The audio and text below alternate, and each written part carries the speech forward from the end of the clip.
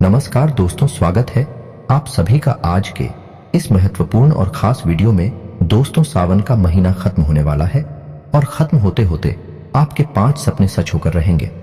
बस आप आज के इस वीडियो को ध्यान से देखिएगा। मैं पूरी गारंटी के साथ कहता हूं, बेशर्ते एक शर्त है कि आप पहले वीडियो को लाइक कर दें और चैनल को सब्सक्राइब करके वीडियो को अंत तक देखें।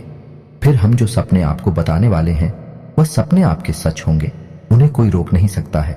साक्षात महादेव आप सभी के जीवन काल में यह सपने सच करने वाले हैं। दोस्तों, इस सावन के महीने के बाद आपका जीवन पूरी तरह से बदल ले जा रहा है और कुछ चीजें तो आपके जीवन में ऐसी घटने वाली हैं जिनके बारे में आपने कभी सपने में भी नहीं सोचा होगा। जी हाँ दोस्तों, वीडियो के अंत तक हम आपको सारी बातें अच्छी तरह से समझा देंगे, बता देंगे कि कौन सी बुक घटनाएं हैं जो आपको आश्चर्य में डालने वाली हैं।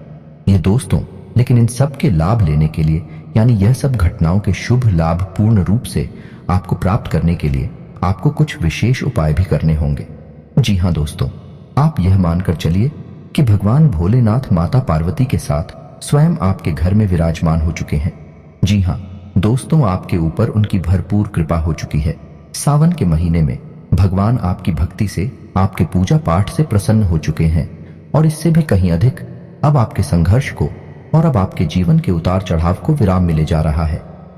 जी हाँ दोस्तों, इस वीडियो में हम आपको ऐसे रहस्यमयी जानकारियां भी बताएंगे जो कोई भी आपको नहीं बताएगा। आपकी राशि में होने वाले बड़े महापरिवर्तनों के बारे में आपको पहले ही सूचना दे देंगे, जिनके आधार पर आप अपने जीवन से जुड़े महत्वपूर्ण फैसले ले सकते हैं।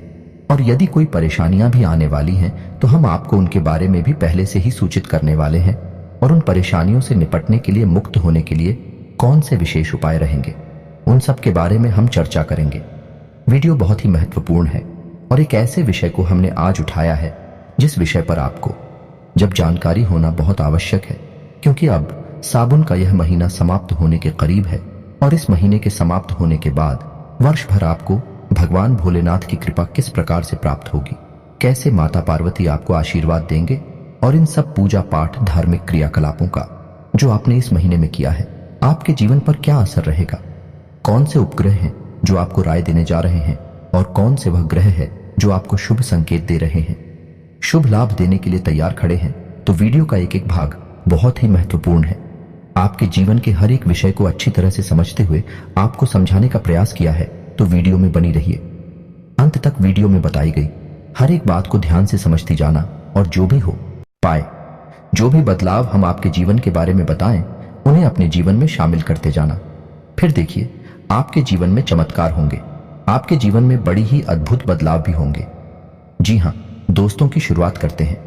लेकिन वीडियो की शुरुआत करने से पहले आपसे एक निवेदन है कि कमेंट में पूरे भक्तिभाव के साथ जय मां भवानी लिखना ना भूलें। माता का सीधा आशीर्वाद आपको प्राप्त होगा। माता की कृपा आपके ऊपर जीवन भर बनी रहेगी।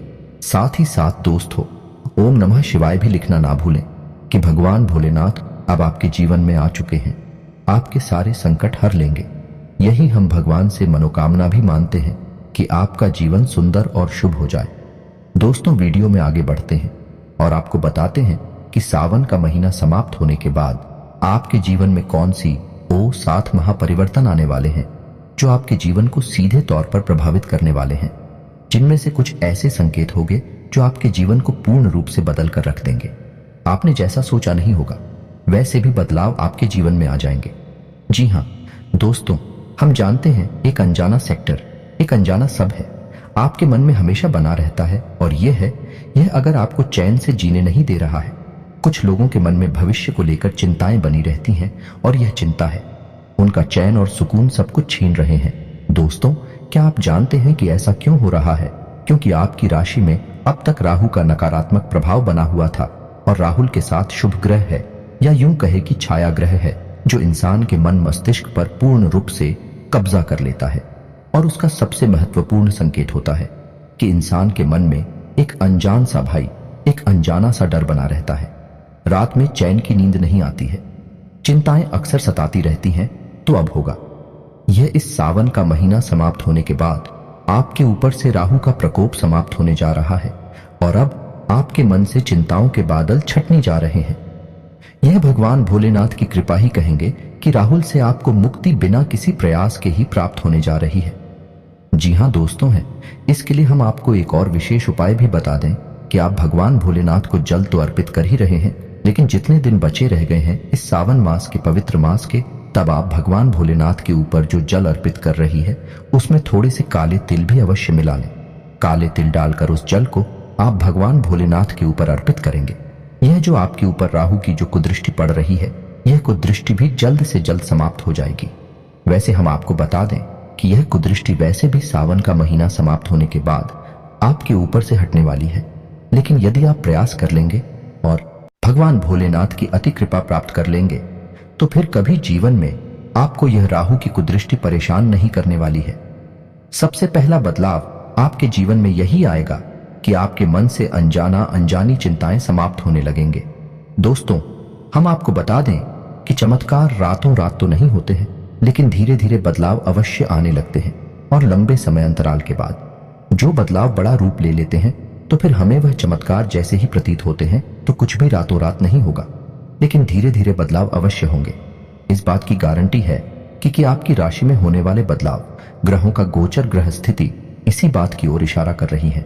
जी हाँ दोस्तों, अब दूसरा बदलाव आपके जीवन में यह आएगा कि आपका कहीं बात चल रहा है, कहीं आपकी ऐसी स्थिति चल रही है कि सुलझने का नाम नहीं ले रहा है, विवाद और लंबा खींचता चला जा रहा है, यानी आपके कामों में रुकावट आ रही है। कहीं पर ऐसी स्थिति है कि आपने कहीं पर पैसा किसी को दिया है या किसी व्यापार में पैसा लगाया है और वह पैसा फंस गया है, अटक गया है।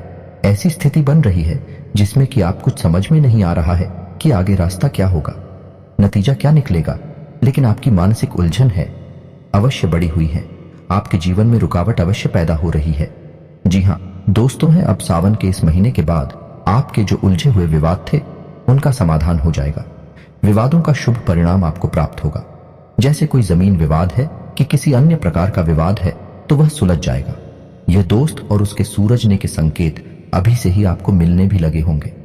जी हाँ दोस्तों के साथ ही साथ यदि आपका पैसा कहीं पर अटक गया है, चाहे व्यापार में अटका हो, चाहे आपने किसी को दे दिया हो या फिर किसी अन्य प्रकार से पैसे को लेकर बाधा उत्पन्न हो रही थी, तो वह बाधा भी धीरे धीरे समाप्त होने लगेगी और सावन का महीना समाप्त होने के बाद आपको खुशखबरी या मिलना शुरू हो जाएंगे। आपका रुका हुआ पैसा, रुका हुआ धन आपको प्राप्त होने लगेगा। जी हाँ दोस्तों, इस विषय पर हम आपको एक उपाय भी बता देते हैं।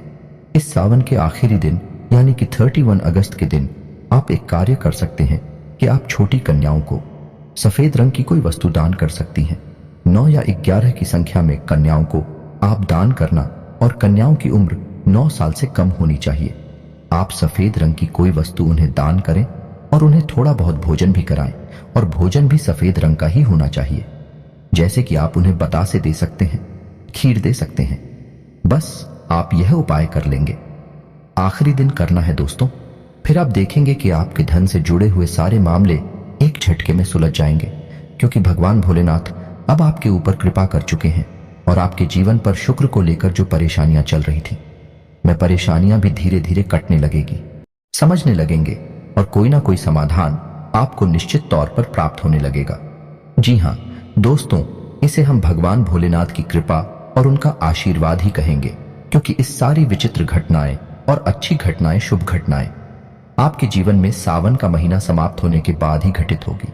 इसलिए आप भगवान भोलेनाथ का, माता पार्वती का परिवार आभार व्यक्त करना बिल्कुल भी ना भूले। दोस्तों, एक और बात हम आपको बता दें कि यदि आपके घर में किसी प्रकार का कलर क्लिप रहता है, आपसी प्रेम संबंध समाप्त हो चुके हैं, यानी कि परिवार के लोग एक दूसरे से बात भी नहीं करना चाहते हैं, और यदि पति पत्नी के बीच में भी किसी प्रकार की विवादित स्थिति लगातार बनी रहती है, तो जाते जाते सावन के इस पवित्र महीने का और लाभ ले सकते हैं और इन सब समस्याओं से मुक्ति प्राप्त कर सकते हैं।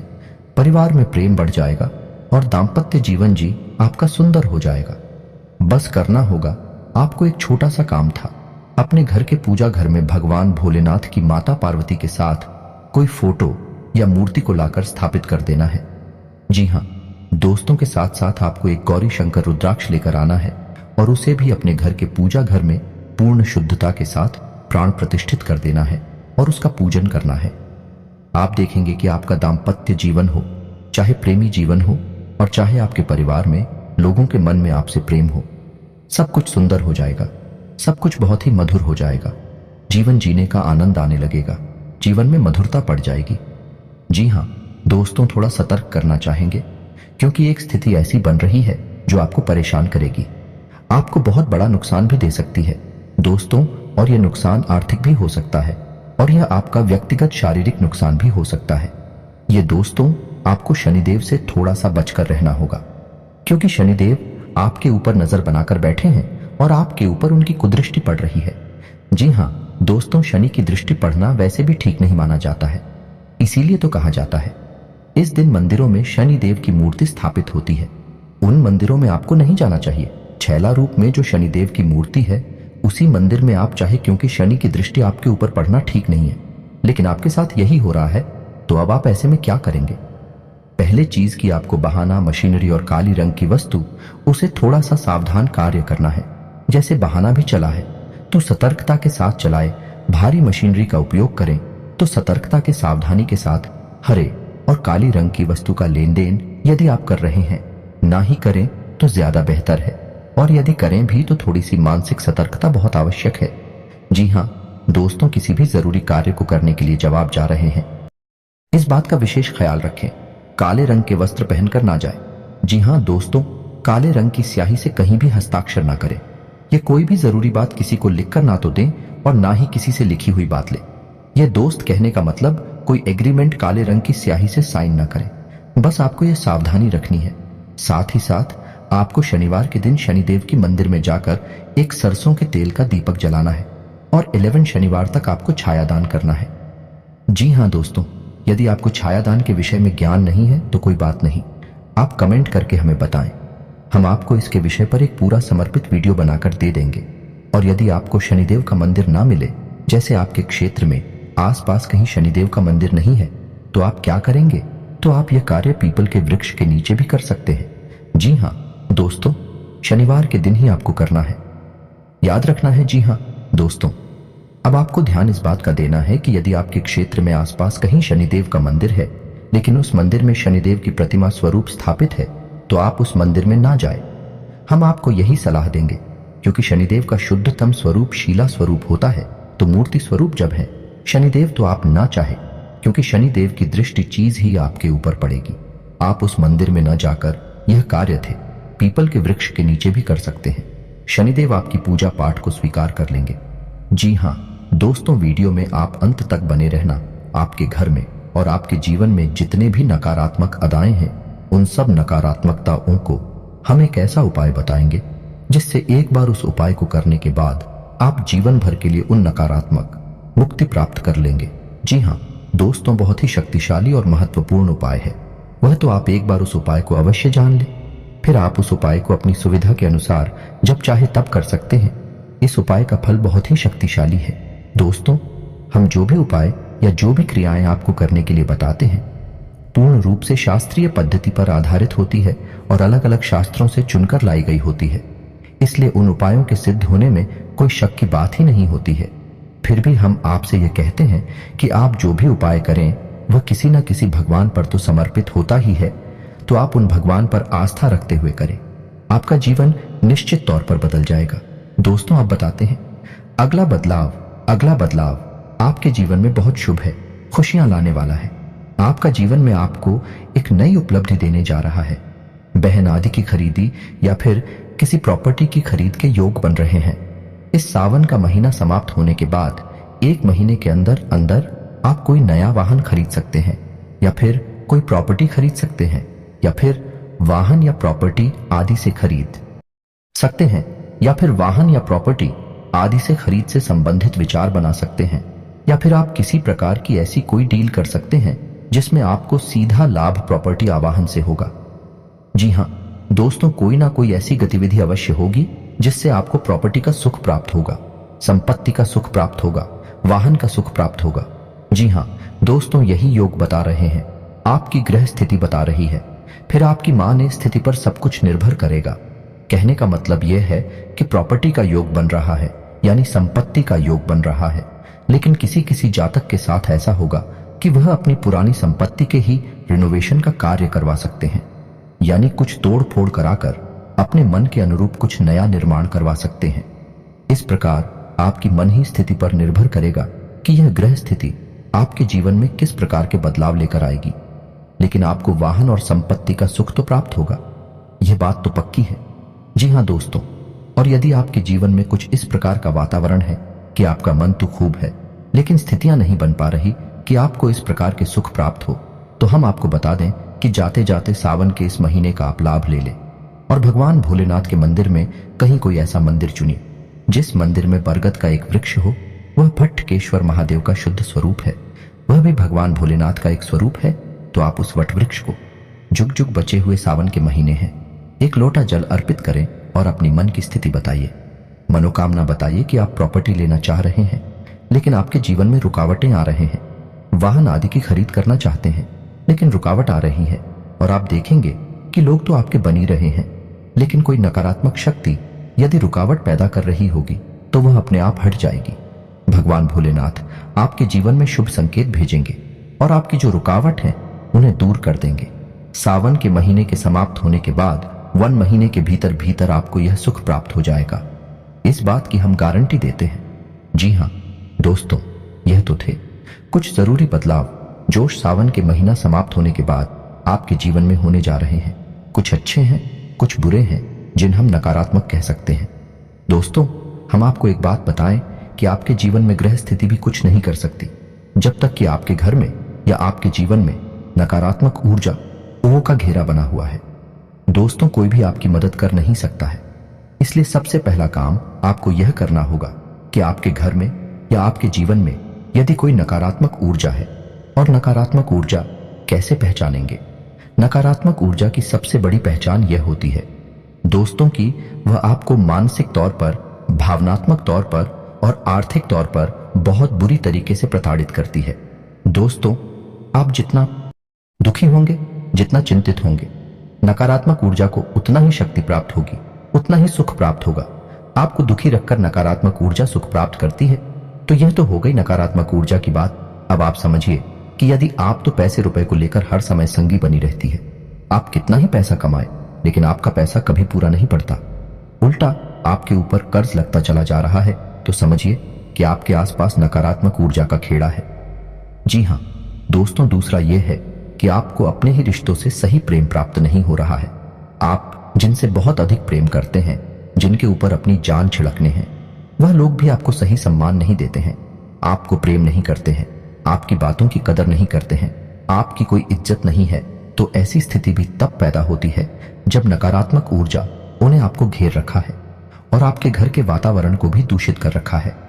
दोस्तों, तभी तो आपका प्रेम, आपका सम्मान आपके अपनों को ही दिखाई नहीं दे रहा और वे ऐसा बर्ताव कर जाते हैं। कभी कभी तो ऐसी बातें भी कह जाते हैं कि आपका दिल बहुत दुखी हो जाता है। फिर आप कुछ समझ में नहीं आता कि आप क्या करें और कहां जाएं। ऐसी स्थिति में आप बहुत ही दिल में रोते हैं और यही तो नकारात्मक ऊर्जा चाहते हैं। यदि ऐसा आपके जीवन में चल रहा है तो समझिए कि नकारात्मक ऊर्जा अपने आप को दे रखा है। तो अब ऐसे में आपको करना क्या है कि पहला कार्य है कि नकारात्मक ऊर्जा उसे आपको मुक्ति प्राप्त करनी है।